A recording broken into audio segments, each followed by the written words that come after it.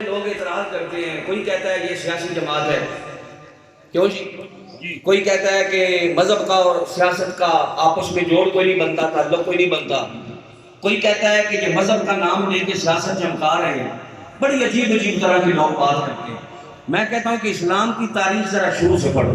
اللہ سمجھ آ گئی؟ ایک تو بات یہ ذہن میں رکھو کہ ہمارا مقصد نہ کسی کو اٹھانا ہے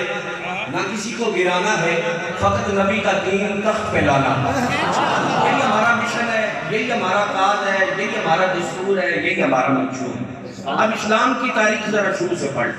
توجہ کرو ذرا۔ حضرت آدم علیہ السلام آپ اس دنیا پر تشریف لائے تو لوگوں کو ایک ہی دعوت دی کہ اللہ کے تابعدار ہو جاؤ، اللہ کے فرما بردار ہو جاؤ۔ آپ کے سب سے پہلے آپ کی اولاد میں سے جو خلیفہ حضرت شیس علیہ السلام، آپ کی اولاد میں جو پہلے نبی تھے حضرت شیس علیہ السلام، آپ نے بھی یہی دعوت دی کہ لوگوں اللہ کے تابعدار ہو جاؤ۔ حضرت نوح علیہ السلام 950 سال کم و بیش اپنی قوم کو یہ تبلیغ کرتے رہے کہ اللہ کے تابعدار ہو جاؤ، اللہ کے فرما بردار ہو جاؤ، اللہ کے قانون سے ٹکر لینی چھوڑ دو، اللہ رب العالمین کے احکامات سے غداری کرنی چھوڑ دو، اللہ رب العالمین کے بتائے ہوئے طریقے کے مطابق زندگی بسر کرو۔ جن کاموں کا تمہارے مالک نے، تمہارے خالق نے، تمہارے پالنہار نے، تمہارے پیدا کرنے والے نے تمہیں حکم دیا ہے، ان کاموں پر عمل کرو، وہ کام کرو اور اللہ رب العالمین کی نافرمانی نہ کرو۔ اسی طرح حضرت ابراہیم علیہ السلام بڑے علیم الطبع نبی تھے، آپ نے بھی اپنی قوم کو یہی دعوت دی، یہی لوگ اپنی قوم کو پیغام دیا۔ حضرت موسیٰ کلیم اللہ علیہ السلام آپ بڑے جلال والے نبی تھے، تو آپ کے جلال سے بھی یہی بات چھلکتی نظر آتی تھی کہ آپ بھی اپنی قوم کو یہی دعوت دے رہے ہیں۔ حضرت دانیہ علیہ السلام بھی یہی دعوت دے رہے ہیں، حضرت لوط علیہ السلام بھی یہی دعوت دے رہے ہیں، حضرت ہود علیہ السلام بھی یہی دعوت دے رہے ہیں، حضرت عیسیٰ علیہ السلام بھی یہی دعوت دے رہے ہیں، حضرت اسماعیل علیہ السلام، حضرت اسحاق علیہ السلام، سب کی دعوت ایک ہی ہے کہ بس بھئی اللہ کے تابعدار بن جاؤ، اللہ کے فرما بردار بن جاؤ، اللہ کے احکامات کی پابندی کرو، اللہ کے بتائے ہوئے اصول اور طریقے سے ٹکر نہ لو، اللہ کے ساتھ کسی کو شریک نہ بناؤ، اللہ کے برابر کوئی نہیں ہے، اللہ رب العالمین کی بارگاہ میں کسی کو شریک نہ بناؤ، اللہ کی عبادت کی جگہ بتوں کی عبادت نہ کرو۔ اب توجہ کرو ذرا، تیرے میرے لجپال آقا صلی اللہ تعالیٰ علیہ وآلہ وسلم، آپ نے بھی مکے کی سرزمین پہ یہی نعرہ لگایا، کبھی جبل ابو قبیس پہ، کبھی عکاظ کی منڈیوں میں، کبھی عرفات کے میدان میں،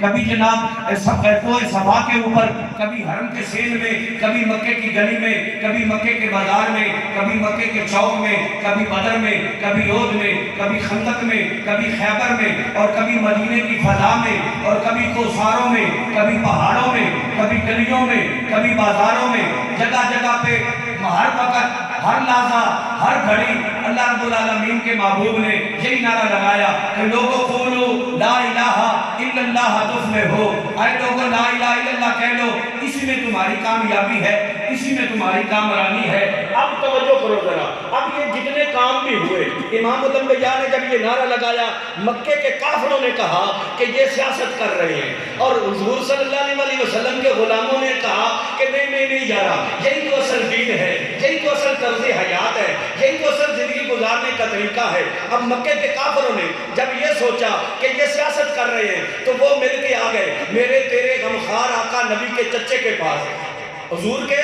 چچا کے پاس آ گئے، آ کے کہنے لگے کہ ابو طالب اپنے بھتیجے کو سمجھا کہ ہر ایک سے ویر نہ لگائے، ہر ایک سے ٹکر نہ لے، جہاں بڑے بڑے گھرانوں والے ہیں، بڑے بڑے خاندانوں والے ہیں، بڑی بڑی پگڑیوں والے ہیں، بڑے بڑے سردار ہیں، بڑے بڑے جناب لوگ ہیں، بڑے بڑے مالدار ہیں، ہم سے ٹکر نہ لے۔ اگر اس کا مقصد یہ ہے کہ میری شادی کی جائے تو مکے کے جس گھر میں اشارہ کرے گا ہم اس کی شادی کر دیں گے۔ اگر اس کا مقصد یہ ہے کہ یہ مال و دولت کمانا چاہتا ہے تو ہم اپنی زمینیں، اپنے باغات، اپنا مال دولت وہ سب اس کے نام کر دیتے ہیں۔ اور اگر اس کا مقصد یہ ہے کہ میں حکومت میں آ جاؤں، میں اقتدار میں آ جاؤں، میں کوئی سیاسی بن جاؤں، میں بڑا لیڈر بن جاؤں، تو ہم بلا چونو چراں بلا تفریق متفقہ طور پہ یہ فیصلہ کرتے ہیں کہ ہم انہیں اپنا سردار مان لیتے ہیں، ہم انہیں اپنا چیف اینڈ کمانڈر مان لیتے ہیں، ہم انہیں اپنا جناب بادشاہ تسلیم کر لیتے ہیں۔ تیرے میرے لجپال کریم آقا جب گھر تشریف لائے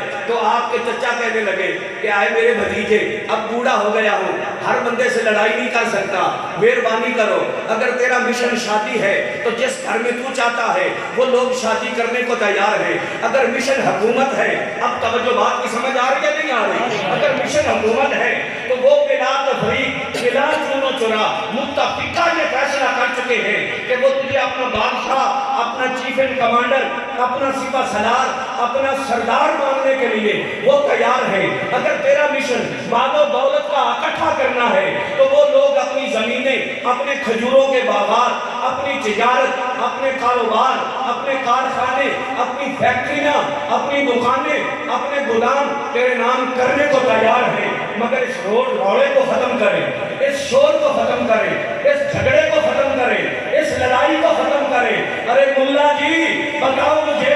اسلام امن کا درس دیتا ہے، یہ مسئلے کی تجھے سمجھ تو آ گئی، 14ویں صدی کی ملونڈے کو سمجھ آ گئی، مگر آمنہ کے لال نے جو دین ہمیں دیا ہے، آمنہ کے لال نے جو اسلام ہمیں دیا ہے، آمنہ کے لال نے جو شریعت ہمیں دی ہے، آمنہ کے لال نے جو اصول ہمیں دیا ہے، آمنہ کے لال نے جو ضابطہ ہمیں دیا ہے، آمنہ کے لال نے جو راہ عمل ہمیں دیا ہے، آمنہ کے لال نے جو طرز حیات ہمیں دیا ہے، آمنہ کے لال نے جو مشن ہمیں دیا ہے، آمنہ کے لال نے جو کاس ہمیں دیا ہے، آمنہ کے لال نے جو نظریہ ہمیں دیا ہے، آمنہ کے لال نے جو صنعت ہمیں دیا ہے، آمنہ کے لال نے جو درس ہمیں دیا ہے۔ وہ درس کیا ہے، وہ فکر کیا ہے، وہ سوچ کیا ہے، وہ طرز کیا ہے؟ تیرے میرے کریم لجپال آقا فرماتے ہیں چچا اگر تو بھی ساتھ چھوڑنا چاہتا ہے تو چھوڑ دے،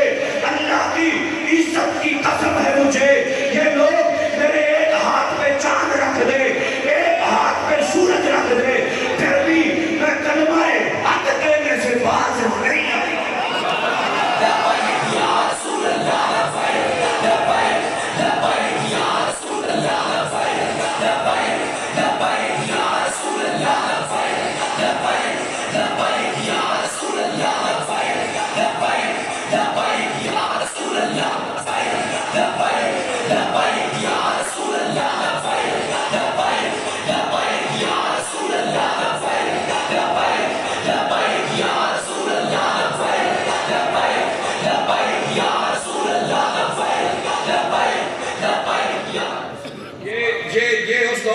یہ مکی دور کی بات ہے، یہ اس دور کی بات ہے جب مسلمانوں کی تعداد بھی تھوڑی تھی، یہ اس دور کی بات ہے جب مسلمانوں کو گرم ریت میں لٹایا جاتا تھا، یہ اس دور کی بات ہے جب سینے پہ بھاری پتھر رکھے جاتے تھے، یہ اس دور کی بات ہے جب کانٹے دار جھاڑیوں میں گھسیٹا جاتا تھا، یہ اس دور کی بات ہے جب مسلمانوں کو دہتے انگاروں پہ لٹایا جاتا تھا، یہ اس دور کی بات ہے کہ جب 6 مکے کے کافر مسلمانوں کو مل کے کوڑے